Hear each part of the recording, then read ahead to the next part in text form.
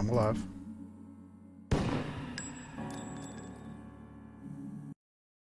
For now.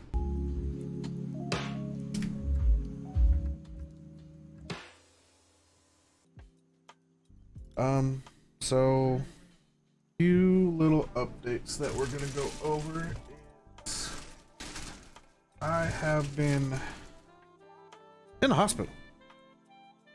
Actually still have my band on. I'm good. It's great to see you. Yeah. I'm well, welcome back. Thank you.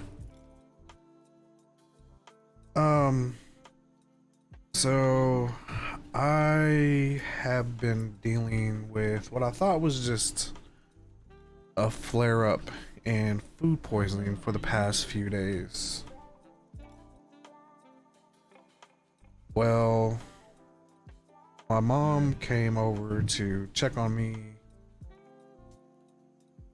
Tuesday, and she could see it in my face. Peak of dirt. Thank you, brother. Thank you for that sub, man. 2-month streak. Thank you so much, sir. Means a lot. Glad you're here so you can hear what's going on and maybe people, you can communicate it to people. So yeah, if you can see right here, I've got good old IV marks.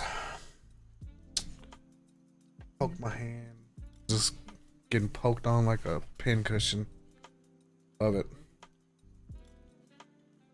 So for the past week, I've been battling a Crohn's flare-up, which is common, maybe not as common as it had been, but they still occur. I hate the hand ones. Yeah, so they poked me in the hand, and she blew the vein right away. So I didn't have the best nurse. I mean, she did her job the best to her knowledge or whatever. Phone.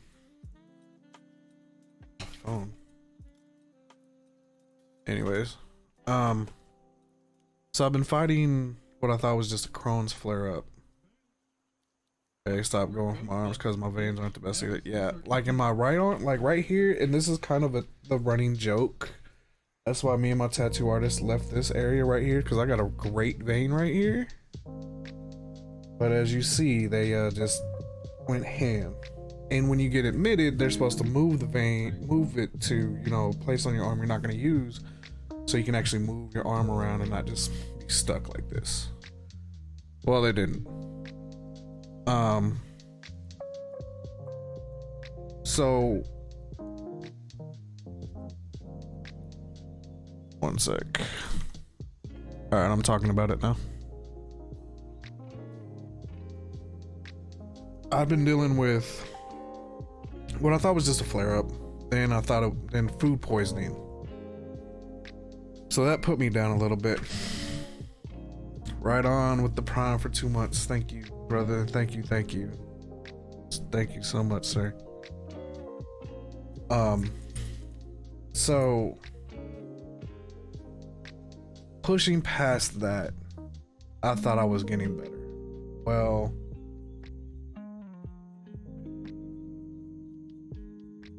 that out of the way. Good old biometric drinks. My mom kept telling me I need to go to the hospital and get checked out. I've been doing my best to stay away from hospitals because as somebody who's had multiple flare-ups and who's had to go into the hospital multiple times to get them under control, you get called what's called flagged. Like they think you're just in there to get high. So I try to stay away as much as possible. I honestly hadn't gone to the hospital in a while. And the first hospital I went to was a heart hospital, but it was in my network. It was like Mercy South. And they ran a CT scan. For those of you who don't know, I have Crohn's disease and I have a hiatal hernia. Apparently another one is developing. And when they did the CT scan, they could see obstruction in my small bowels and that they were starting to push through the hernia. So they didn't have a surgeon on staff to deal with that. So they called every hospital, and I live in Oklahoma, in the OKC metro area to find, you know, somewhere to transfer to that could take care of it. My mom was there with me the whole time. Yeah, it's pretty bad. It's pretty bad. My mom was keeping everybody updated the best that she could, and you know, I don't know much about hernias, so I'm gonna explain the hernia here in just a second. So what this hernia is and where it came from. I'm just catching everybody up because I'm gonna give the whole history of what I've been going through. Just giving a little short breakdown of what currently happened, and I'm gonna explain all that. So Abnova, if you're watching right now, can you put the category to just chatting for right now, since I'm just talking? Or Toya, if you can do that. So they called around, they couldn't find nowhere in the area had bed space. Nowhere. Due to COVID. So the doctor's like, we can do one of two things. I can shove the NG tube down your nose into your stomach, and we can start pumping stuff out and keep you basically out of pain until we find you a bed. Or you can go to another emergency room at another hospital and they'll be forced to take you in. They have no choice. Or they're going to keep you in their emergency room until a bed space becomes available. So me going through surgeries before, I knew what it was like. So I was like, I'm going to go ahead and go to another hospital. Their main network. And that gave me time to, you know, go home, talk to my son, get him prepped, pack a bag for, you know, when I leave, you know, bring things like charger, laptop, switch, because I know how boring it can get laying there, because I've done it before. Well, when I get to the other hospital,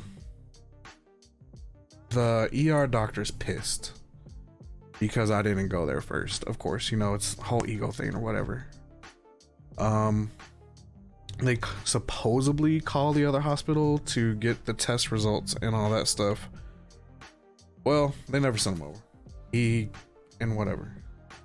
But he took an x-ray of my hernia and they admitted me. Well, the nurse who put the NG tube, and if people don't know what an NG tube is, it's a tube that basically, would you consider like singing Linkin Park or at least playing it? I love Linkin Park, but DMCA is a thing. You know what I mean? And non-copyright is a thing. Sorry, Manjaro. So the NG tube, they stick it down your nose and it goes to your stomach, so they can pump everything out of your stomach, the bile and stuff. I have sleep apnea because I have my septum is smaller on my right side. Thank you, Cece. I look better than I feel, I guess. I did not wake up like this. And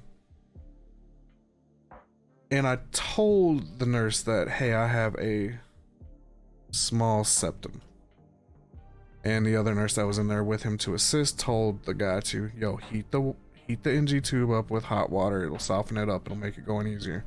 Did he? Nope. He just went straight in. I almost threw up. Painful as shit. And they just left me sitting there for 10 minutes until the x-ray could come in to make sure they got it in the right spot. Checking in sucked. When I finally get to the floor, I'm on the baby floor where all the moms are having newborn kids. That's because of the lack of bed space. So if you didn't have anything that was contagious or, you know, something like that, that's where they put you. So safest place. Yeah, no, you are correct. The cool thing was you got to hear a little chime, little thing every time a baby was born, and there was a lot of babies being born. My first set of nurses weren't that great. They were not that great. To say they didn't even try.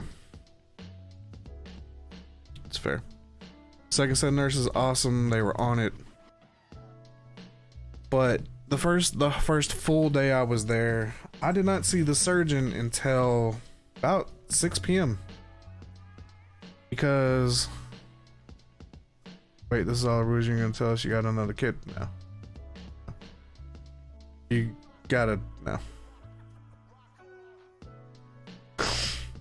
No. So nurses either have great bedside manner or they don't. This is correct. And I have a lot of respect for nurses because of everything I've gone through, but some of them, yeah. Finally saw the surgeon. He fixed my pain meds. The nurses were on it every hour and a half. They were in there making sure I was good. But the whole time I was there, and this kind of goes with the updates, I was just laying there. No TV on. Hardly checking the phone, not returning text messages or anything. I was just there. And I apologize for that. I was just stuck in that mental state of, here we go again. Well, he's like, well, we're gonna run tests. I need to get you with a GI doctor, which is your, I'm not even gonna try to pronounce it, but basically they digestive specialists. Gastrointestinal, yeah. But so he spent most of the day trying to find one to come see me, and like I was just basically laying there just, I mean, if you guys seen it, you've seen the pictures. That was me the whole time. I would get my pain medication, I would just lay there and sleep, kind of not just do anything. Gastrointestinal, yeah. Well, finally came to see me at about 1 p.m. He's like, you've got two options. You can either lay here, keep racking up a bill. CC, thank you, brother. Punishment 185 donated $20. Thank you, brother. Damn. I didn't even know that talked. Huh. Well, unless y'all didn't hear that, because that, yeah, said you, yeah. You want to see this Death Star? Hell, you and me both, brother. The Sith will rise again. The Sith never go away. But the doctor came and said, look, you got two options. You can lay here, just keep pumping you full of meds, keep racking up a big ass bill, or I can get that tube out of your nose and you can just go home because I can't get you seen until Wednesday. Lando _ Commando 89 donated $21. Huh. The guy talked again. Thank you, Lando. I appreciate that, brother.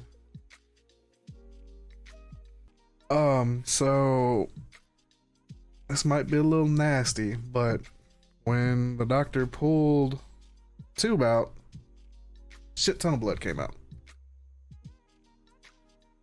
Just and when he tugged on it, he's like, you have a small septum. Punishment 185 donated $22. FU Foley. I like how he said Foley. That's actually kind of, you are now known as Foley. Thank you for that. Foley. Lando Commando Foley. But when he was tugging on it, he could tell that he's like, they didn't soften this up or anything because it was just seized to my septum, and he was just having a. It's normally supposed to just slide right out, but it was. Let's just say it hurt, and I was snorting up blood for about a good 2 hours. Every time I blow my nose now, there's still a no. I know he lubed it minimally. He lubed it a little bit, but needless to say, he did that. I came home yesterday evening. My son was at work. I was asleep when he got home, and I woke up and he had gotten me these while I was gone. We're building tonight. He encouraged me for tonight. So we've got the Lego Speed Champions Ferrari F8 and Hurricane, sorry, and the Urus STX that we're gonna do tonight. But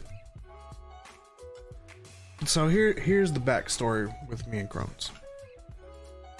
I was diagnosed late 2016. I had a really stressful event that happened that I'm not gonna get into. And he's a great kid, better stay a great adult or we whoop him. That's fair. No, we do, yeah. So even moved my cat tree over and brought a shelf in for all the Lego builds. Awesome. And Abby will kick his arse. Awesome. So diagnosed late 2016. I had a really stressful issue, and it triggered it. I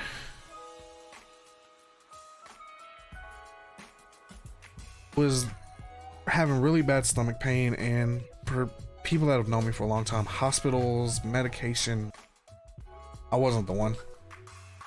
Not even for like headaches and stuff. I really didn't even like taking Tylenol. Love and hugs. Thank you, Allie. Well, my mom came over and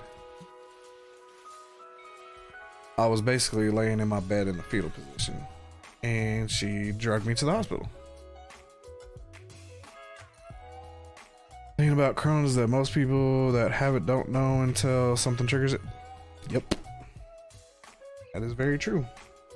Didn't have insurance or anything because I didn't go to the hospital. I didn't go to the doctor. Yeah, no. Need it. Definitely need it. Allie had set up a GoFundMe back then that helped me pay off a lot of those bills, and I thank her to this day for that. They're still there, still paying on them, but Allie went above and beyond for that. So admitted into they did a CT scan, and I was admitted into the hospital for about a week. They ran every test they could to phase everything out. Like, okay, it's not this, it's also this, and this, it's not this. I didn't know what Crohn's was. I'd never heard of it. And then they're like, oh yeah, there's no cure. Okay. So what does that mean? Am I just stuck? Pretty much. Like, we can just start pumping you full of steroids and see if that helps, put you on pain medication and go from there, see what happens. Well, when they did the first colonoscopy, my colon was so tight they couldn't get the scope through. So it was further along than anticipated. So this is late 2016. I'm gonna say around September. Yeah, September, October. Fast forward to February. Between now and February, I've been in and out of the hospital, hospitalized for pain and all this stuff. February 2017. Change of diet usually is also ordered for the patient clinic. Yeah, it is. It's also so with the diet, it's a process of elimination. It's different for everybody. Some people can handle things better than others. Some stuff that might be safe for you who has Crohn's is not safe for me, vice versa. And it's a process of elimination. You have to see what you can and what you can't eat, what triggers it, what doesn't trigger, and it sucks because I lost a lot of things. Yeah, even water. People get mad at me for drinking Red Bull. They're like, "Oh, it's not good for you." Well, it's one of the things that don't trigger it. You know what I mean? I don't hurt. It's whatever. So February 2017, I'm on the phone with my GI. He's like, "I need you to come into the emergency room and get admitted. We have to do something about your colon." If you ever go to a hospital, and this is just if your main doctor is at a hospital and they tell you to go there and they don't have bed space, tell them you'll wait in the emergency room. Do not ever get transferred to another hospital in network. Just stay there. I made this mistake, and this is where the complications start coming in. They didn't have bed space, and me being a dumbass did not realize that my doctor doesn't travel to the other hospital. They're like, "Oh, it's a network, you'll be fine. He'll be, in all the orders. He'll be involved in all that." No. I go to the other hospital. They're like, "Oh yeah, insurance is gonna pay for everything." Their GI there's like, "Yeah, we're gonna hurry up. We're gonna go in there. It's all gonna be laparoscopic. You'll be on your feet in a few days." Blah blah blah blah blah. Okay, cool.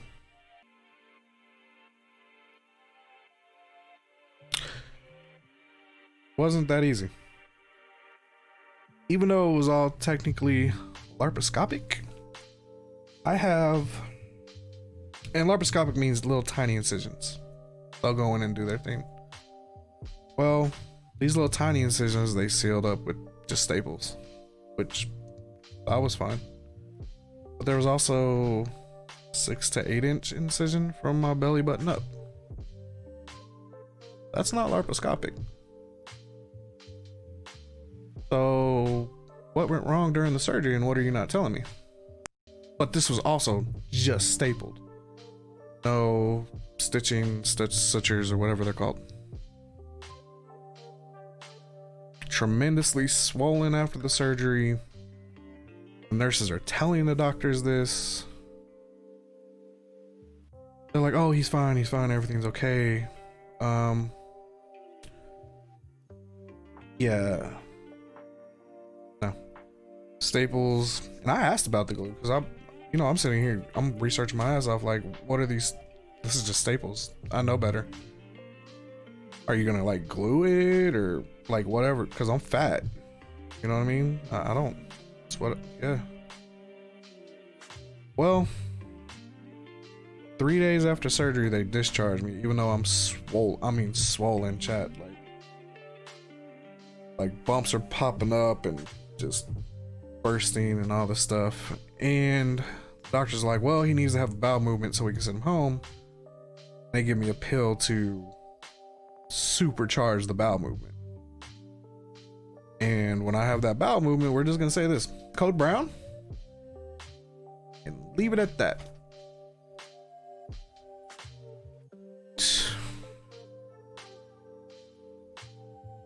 Then I go home.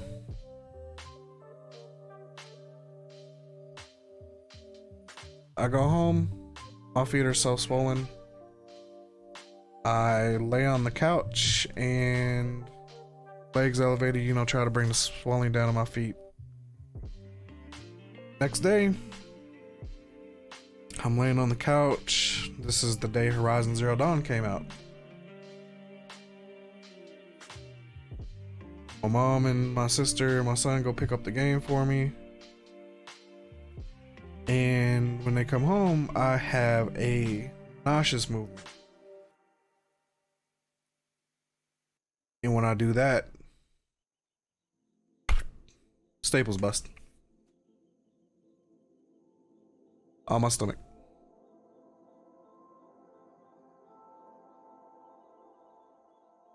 So here I am, laying on the couch. Stomach just popped open. Immediately rushed back to the emergency room.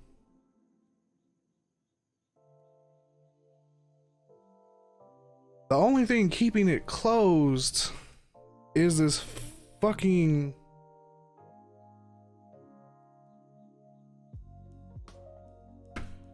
this waistband, gurney, whatever you, I don't know what it's called. And they take it off and they're just sitting there looking at, like, dude, why are you sitting? Like, they went to go poke at it and I slapped the hand away. Like, what the fuck is wrong with you? I'm not in here. I'm not lying. I'm like open.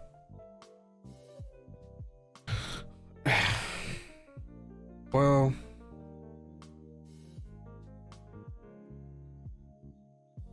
trauma surgery has to happen.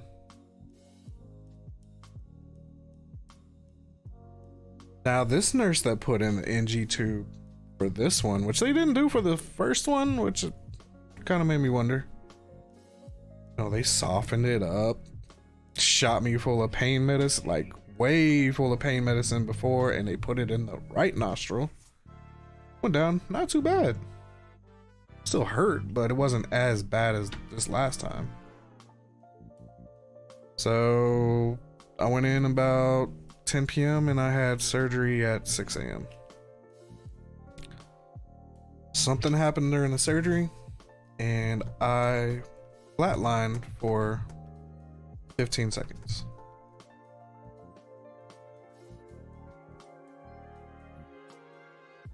It was I want to say a 10-hour surgery.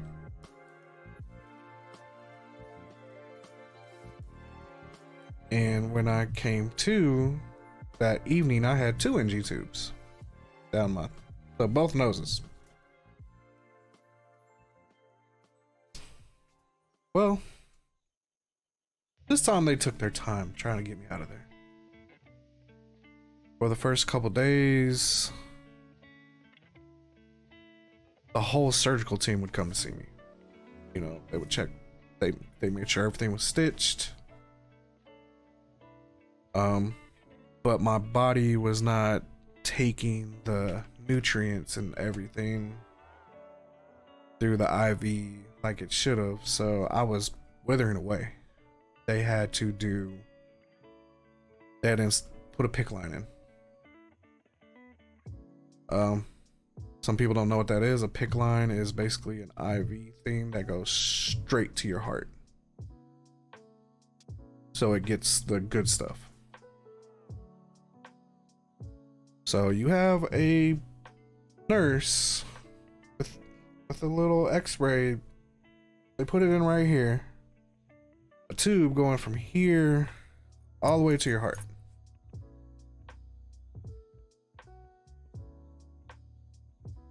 Yeah. It was I was in the hospital for about 3 weeks before they thought it was safe for me to come home. Safe. Well, when I came home, I was so scared of everything. Like if I heard a dog outside, I was just scared. Scared coming home, scared of everything. And I just laid there in bed for a long time. So that's why I'm not laying in bed now. I'm not just laying there because I know my mental. If I just lay there and don't do anything, my head will be fucked. Put it lightly. I am taking it easy. I'm not doing anything. I work for a great company. I have an amazing boss who's taking care of everything. I have great friends. Everybody that has reached out, I truly appreciate it. And I just couldn't go back. I just couldn't see myself going back into that state. Now, surgery is still going to happen.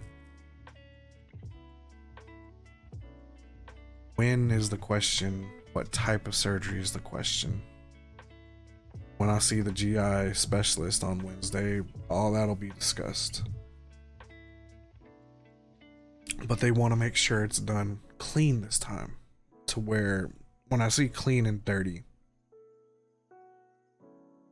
the first surgeries I had were considered dirty surgeries because there was no prepping, none of that. It was just straight in, bam, get it done. This time they want to prep. They want to get the hernias taken care of the right way. See what else is going on with the small bowels. And not rush it.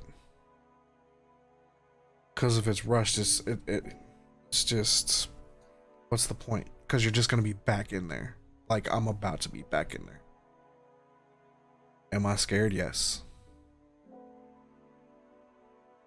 I'm very scared.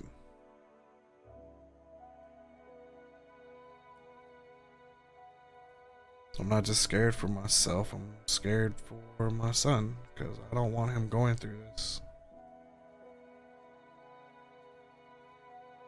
I'm scared for everybody that went through this the first time with me, because they know what it did to me. I can't let it do that to me again. So, this time, we're gonna do it right. And I'm not just gonna sit there when I get home and lay there and be dead.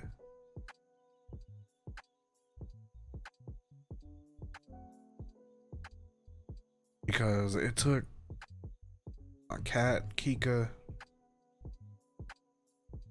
everybody else just constantly checking all this stuff, and I just lost so much time. I'm not going through that shit again. I'm not going to just give up. And Abno was right. Talking about it does help. You have to think, when I went through this the first time, it was just laying there in a small little world, just enclosed in one room. Didn't go anywhere, haircuts, didn't play games, didn't do anything. I shut everybody out. I didn't try. I did shut everybody out for a while.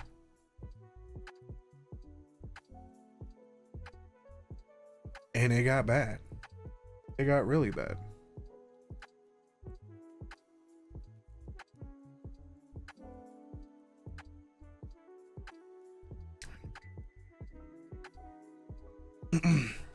But it gets to a certain point to where my brain was like, no, fuck this. This ain't you. This isn't what you do. This isn't how you are. Get back to you. So I slowly started getting back up to standard, my standard. But it took it took time. Just laying there in that bed was not helping at all. So I talked to a lot of people before I did this stream to I'm gonna talk about it tonight. I can't just lay there and everybody's like, no, you just need to lay in bed. A lot of people were like, no, you just need to lay in bed. No, if I do that, if I just lay in bed, not do anything, it's worse for me mentally than anything. Might be great for the health, but it's not good for my mental health. So there's some that know, some that don't know. I don't really talk about what truly happened a lot, but this was my chance to get it all out. And both my cats are right here. They're not on their tree, but I've got one laying on the desk to me. I've got my other one laying on the bed now. So they know. See the tail right here. Snake. But yeah, so that is what's going on right now.